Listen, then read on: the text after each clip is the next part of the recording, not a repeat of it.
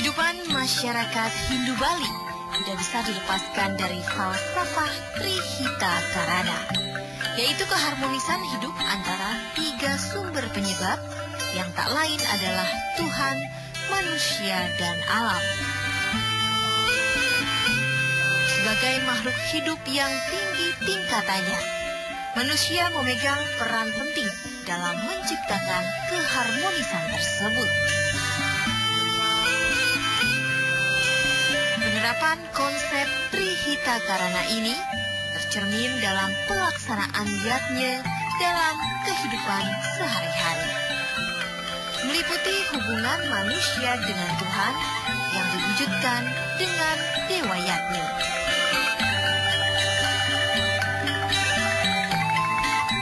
Hubungan manusia dengan sesamanya diwujudkan dengan Pitra Yatnya, Resi Yatnya, dan Manusa Yatnya. Dan hubungan manusia dengan alam lingkungan yang diwujudkan dengan Bhuta Yatnya. Kelima upacara keagamaan atau yatnya ini dikenal dengan Pancayatnya.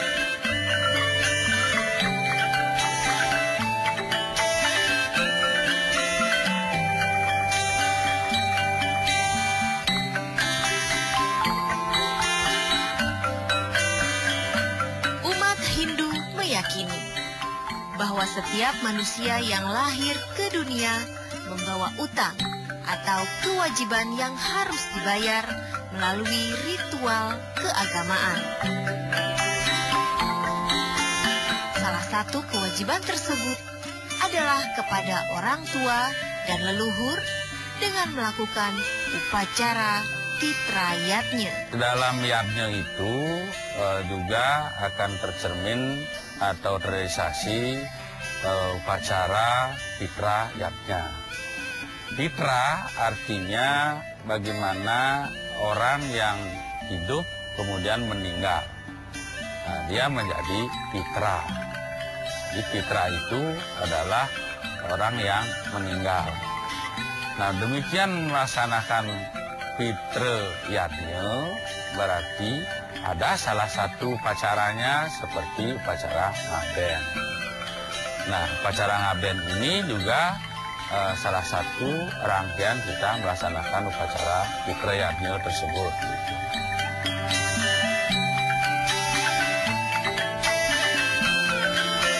Pitra Yatnya merupakan pengorbanan yang tulus ikhlas bagi para leluhur dan orang tua untuk membayar utang yang disebut dengan Pitra Rena. Jadi Pitra Rena itu adalah hutang bagi setiap yang hidup untuk melaksanakan rangkaian-rangkaian upacara terhadap Pitara atau Pitra atau yang memiliki kedukaan. Siapa yang memiliki kedukaan? Yang paling pertama memiliki kewajiban memutuskan itu sang keluarga. Sang keluarga ini apakah akan diaben, apakah akan bagaimana. Jadi kewajibannya itu adalah keluarga, terutama anak yang masih ada dan keluarga yang masih hidup. Kemudian ke samping ini juga tidak terlepas kepada lingkup klan yang lebih luas. Sampai juga ada kelompok-kelompok peguyuban seperti istilah Banjar, istilah Tempek, istilah Krame, desa. Nah, ini memiliki kewajiban untuk mendukung. Jadi pemutus atau penentu adalah sang keluarga, anak yang paling terdepan. Gitu.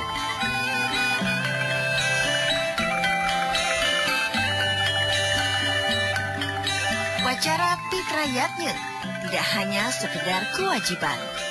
Lebih jauh, upacara ini memiliki arti dan makna yang mendalam bagi umat Hindu. Melalui upacara Pitra Yatnya, umat Hindu dapat menyempurnakan kedudukan arwah orang tua dan leluhur di alam surga. Dalam tatanan pelaksanaan Pitra Yatnya memiliki suatu arti yang sangat mendalam bahwa bagaimana umat Hindu atau keluarga ini melaksanakan untuk mempercepat proses kembalinya badan wadag atau badan kasar ini ke tempat asal. Ya, badan ini ada 5 jenis unsurnya. Ada air, ada udara, ada api, kemudian ada ether, ada tanah. Ini yang disebut dengan Sat Panca Mahabhuta. Kelima ini, badan ini begitu ditinggalkan oleh Sang Atma, akan menjadi badan kasar atau badan wadag. Nah, dalam ajaran agama Hindu boleh ditanam, boleh seandainya tidak ketemukan mayatnya, bawa ke celebur air, kemana. Kemudian juga boleh ditaruh di tempat yang strategis, seperti di Bali ada di Trunyan, seperti di Toraja itu ditaruh di tempat-tempat yang aman, mayatnya ditaruh, tidak dikubur.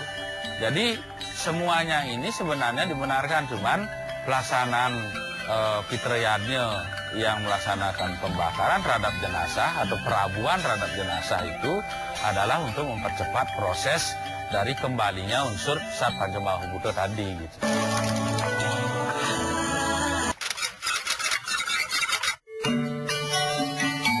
Dalam pemahaman atau rangkaian-rangkaian daripada Pitrayadnya tersebut, yang pertama bagaimana kalau ada umat yang memiliki kedukaan itu mendekatkan atau mengadakan musyawarah dengan keluarga. Ini rangkaian pertama. Akan memutuskan apa? Memutuskan upacara ngaben. Nah, setelah itu perlu ada mendekatkan atau mendialogkan dengan tukang atau sarati. Nah, ini yang disebut dengan sarati Banten. Nah, setelah diputuskan itu juga ada yang paling terpenting adalah yang akan menyelesaikan.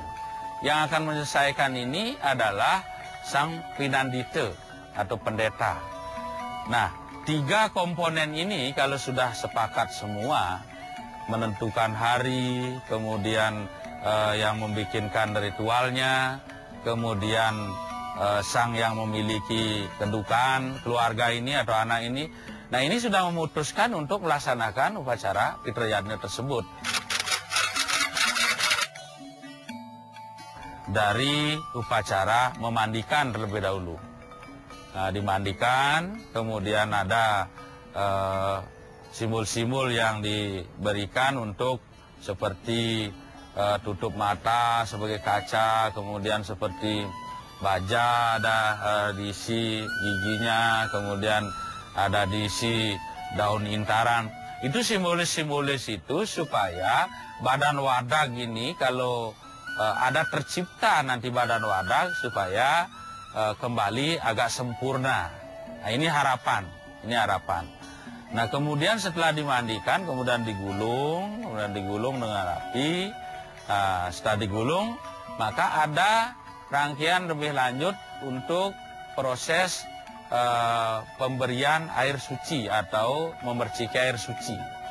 Seluruh air suci yang disari seperti air suci di tempat suci keluarga, air suci di tempat tempat pura kayangan, trikayangan, di mana ada pura-pura, kemudian pura di Prajapati. Nah, semua ini diperciki. Nah, setelah ada proses persembahyangan, ada pemujaan oleh Pinandita atau pendeta, ada persembahyangan, sang keluarga ini mohon pamit.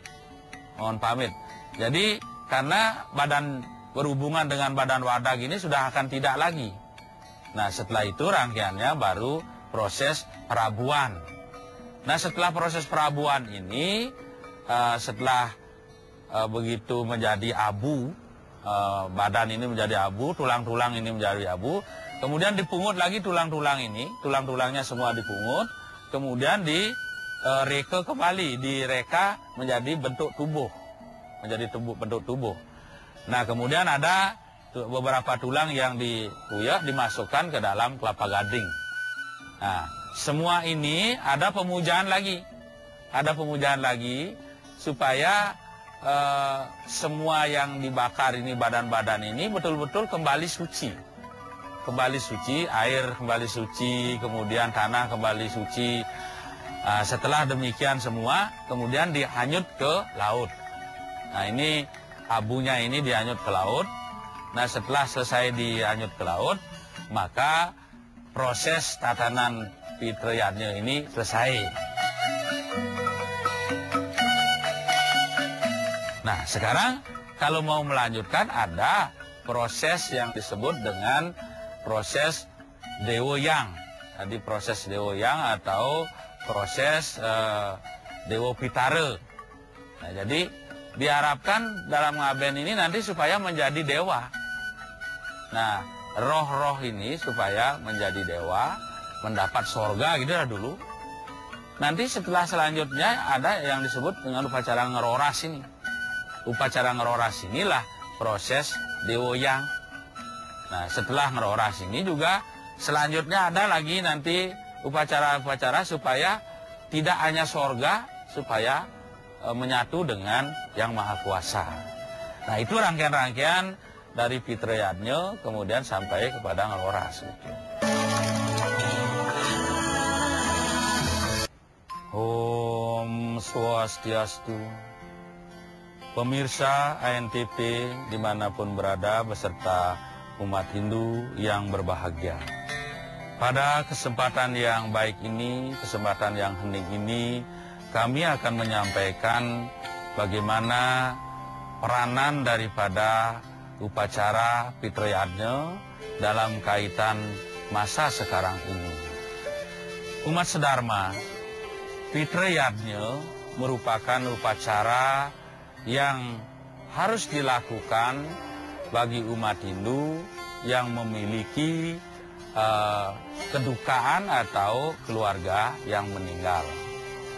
Pitrayatnya ini adalah kewajiban sang anak atau kewajiban daripada keluarga, karena keluarga tersebut melaksanakan akan disebut dengan suputra. Mengapa keluarga yang melaksanakan atau anak yang melaksanakan ini disebut suputra? Karena mampu menyeberangkan orang tuanya kepada hal-hal yang baik.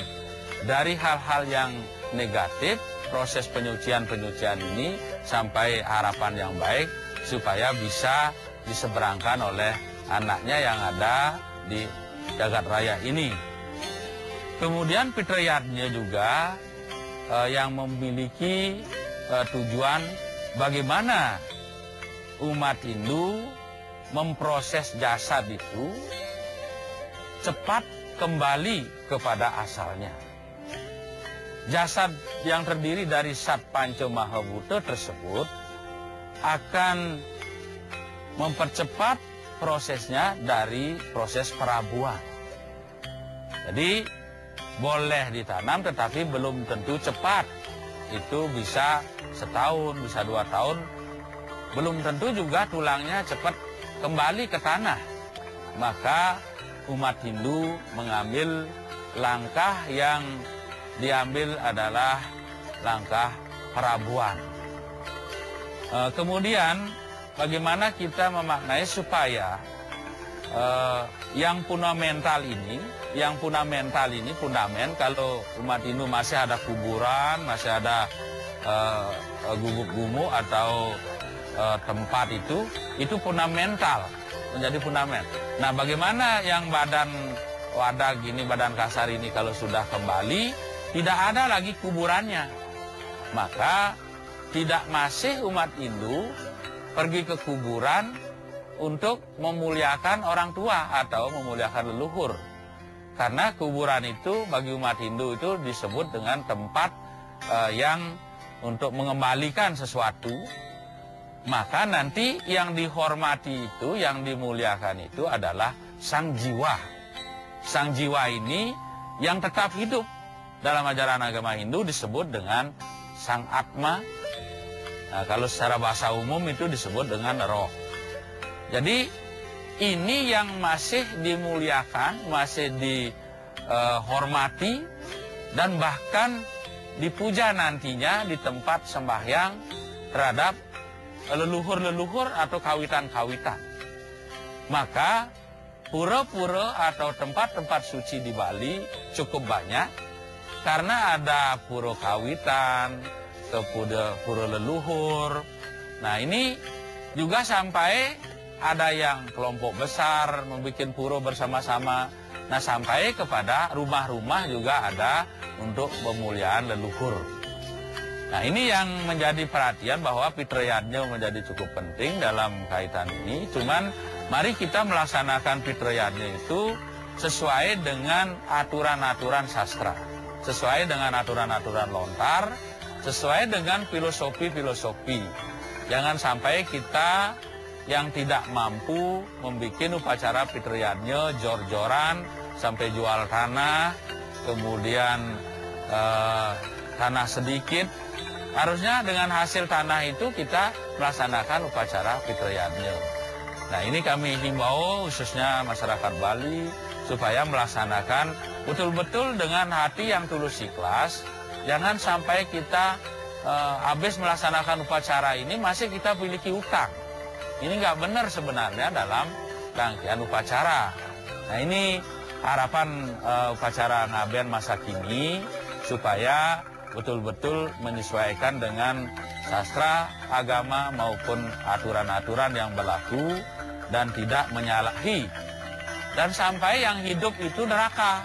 Walaupun diabenkan yang meninggal belum mendapat sorga, yang hidup neraka.